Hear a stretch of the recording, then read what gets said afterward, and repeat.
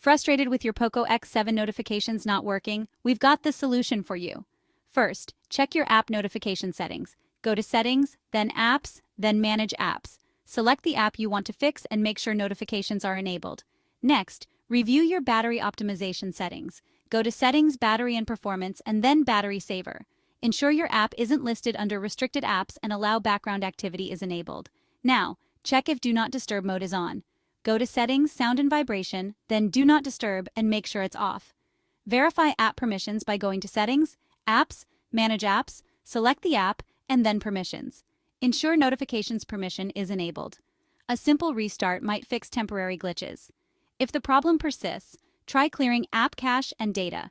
Go to Settings, Apps, Manage Apps, select the app, then Storage, and tap Clear Cache and Clear Data. Lastly, go to Settings, About Phone, and System Update to check for any updates. If none of these work, contact Poco support or consider a factory reset as a last resort.